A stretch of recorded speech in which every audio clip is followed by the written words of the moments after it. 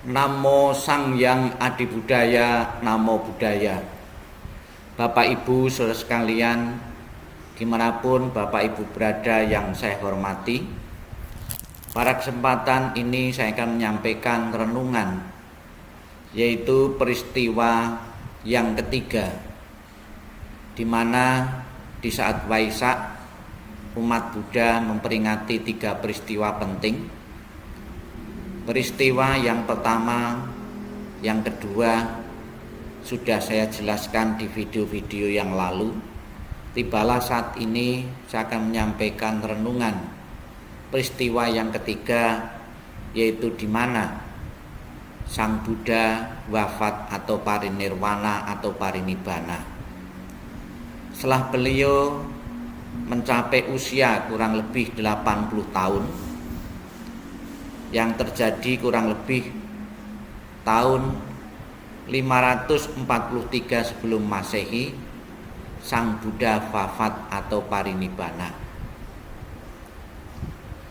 Seperti yang kita sering lihat dalam kehidupan kita sehari-hari, ketika orang dekat kita meninggal, ketika saudara anggota keluarga kita meninggal, maka orang-orang dekat tersebut akan merasakan kesedihan karena berpisah dengan orang yang dicintai.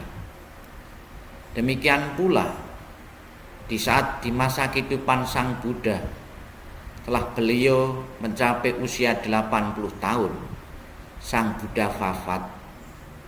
Wafatnya Sang Buddha ini direspon oleh para muridnya, baik itu para biku maupun bikuni maupun para umat, para upasaka dan upasika, dengan sikap yang berbeda. Ditulis dalam penjelasan kitab suci, Sang Buddha mencapai parinibbana. Sesaat sebelum mencapai parinibbana, Sang Buddha bersabda, segala sesuatu yang tercipta akan lenyap kembali. Oleh karena itu, berjuanglah dengan sungguh-sungguh. Setelah itu, dengan penuh ketenangan dan kewaspadaan, Sang Buddha memusatkan pikirannya dalam meditasi sehingga akhirnya mencapai parinibbana atau wafat. Ada yang membedakan waktu saya kecil antara wafat dan parinibbana.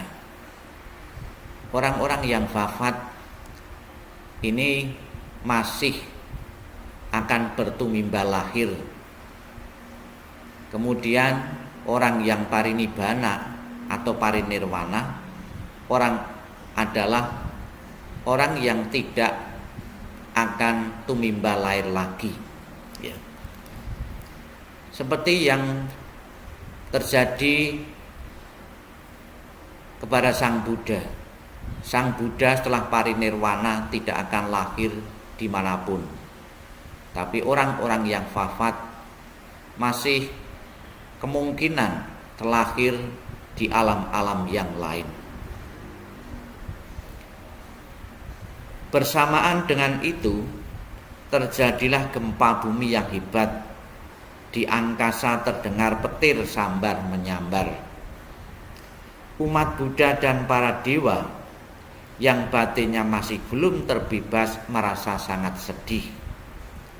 Mereka menangis terseduh-seduh karena merasa Sang Buddha terlalu cepat meninggalkan mereka. Tetapi mereka yang telah terbebas dengan penuh kesadaran merenung, segala sesuatu yang tercipta adalah tidak kekal. Bagaimana mungkin hal ini tak akan terjadi? Bapak Ibu saudara sekalian yang saya hormati, wafatnya Sang Buddha menyebabkan kesedihan para murid Sang Buddha yang batinnya belum terbebas. Mereka secara fisik menderita, merasa sedih, Bahkan di buku yang lain ditulis ada yang meraung-raung, berguling-guling di tanah sambil menangis, sambil meratap, menyesali kepergian Sang Buddha. Namun bagi orang-orang yang telah mencapai kesucian, mereka sudah siap, mereka bisa menerima wafatnya Sang Buddha atau parinirwana Sang Buddha ini dengan kondisi batin yang tenang dan merenung bahwa segala sesuatu yang tercipta adalah tidak kekal adanya. Bapak Ibu saudara sekalian yang saya hormati, kita bersama-sama sebagai umat Buddha sebentar lagi akan memperingati 3 peristiwa penting itu secara sekaligus, yaitu di saat umat Buddha merayakan Trisuci Waisak. Banyak hal yang bisa kita tarik satu pelajaran ketika kita memperingati 3 peristiwa penting itu. Sebelum Sang Buddha parinirwana atau parinibbana, sempat juga seorang murid Sang Buddha yang bernama Ananda bertanya kepada Sang Buddha, setelah Sang Buddha parinibbana, siapa yang akan menjadi gurunya? Sang Buddha mengatakan bahwa Dharma dan Vinaya yang beliau pernah ajarkan itulah yang akan menjadi guru para murid-muridnya, yang akan menuntun, akan mengarahkan menuju pembebasan. Ada beberapa hal juga yang disampaikan oleh Sang Buddha di saat sebelum parinibbana. Di dalam Sutra Mahayana Mahaparinirwana yang dibabarkan sehari semalam menjelang parinirwana, Buddha Sakyamuni memberikan nasihat kepada kita mengenai 4 ketergantungan. Keempat ketergantungan adalah pegangan-pegangan di dalam kehidupan dharma sehari-hari supaya kita tidak salah jalan setelah Buddha tidak ada di dunia ini. Adapun 4 ketergantungan tersebut adalah: yang pertama, tergantung pada makna sesungguhnya dalam kitab, bukan pada kata-kata yang terkandung di dalamnya. Saya ulangi lagi, tergantung pada makna sesungguhnya dalam kitab, bukan pada kata-kata yang terkandung di dalamnya. Yang kedua, tergantung pada ajaran yang dibabarkan, bukan pada orang yang membabarkan. Yang ketiga, tergantung pada kearifan intuisi, bukan pada pemahaman secara intelek. Yang keempat, tergantung pada sutra-sutra yang memberikan makna primer, bukan pada sutra-sutra yang ajarannya masih harus diinterpretasikan lebih lanjut. Sudah sangat jelas sekali Bapak Ibu sekalian, Sang Buddha ketika beliau mau meninggalkan dunia ini, meninggalkan para muridnya, menyampaikan satu pesan yang tegas.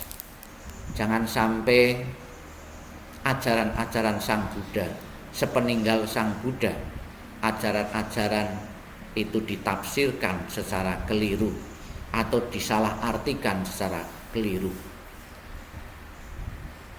Bisa kita lihat dalam kehidupan kita sehari-hari. Setelah tokoh panutan itu meninggal, tidak ada lagi. Banyak ajaran-ajaran guru yang ditafsirkan secara membuta, banyak ditafsirkan secara sempit, banyak ditafsirkan dengan pandangannya sendiri atau pemikirannya sendiri. Akibatnya banyak sekali orang yang mengalami kebingungan dan ketidakpuasan ataupun mengalami keraguan-raguan. Namun dengan ajaran Sang Buddha, terutama pesan moral Yang disampaikan menjelang parinibbana ini sudah jelas bahwa kita harus mengutamakan makna yang dalam dari ajaran Sang Buddha, dan juga kita mementingkan kearifan intuisi daripada intelektual. Dan masih banyak lagi pesan-pesan moral Sang Buddha yang dapat kita gali dalam kitab-kitab suci, baik itu ditulis bahasa Pali maupun bahasa Sanskerta, baik itu ajaran dalam tradisi Theravada maupun tradisi Mahayana. Bapak Ibu saudara sekalian yang saya hormati, marilah kita benar-benar menjadi umat Buddha yang mempunyai pengertian, pemahaman akan Buddha Dhamma secara lengkap. Maka rajin-rajinlah belajar, jangan sampai kita keliru menafsirkan ajaran Sang Buddha atau membuat penafsiran-penafsiran yang baru sehingga akan membingungkan banyak orang. Selamat merayakan datangnya Trisuci Waisak tahun 2565 tahun Buddhis di tahun 2021. Semoga Bapak Ibu dalam keadaan sehat dan bahagia. Sabi sata bawantu sukitata. Semoga semua makhluk hidup berbahagia dan sejahtera. Sadu, sadu, sadu.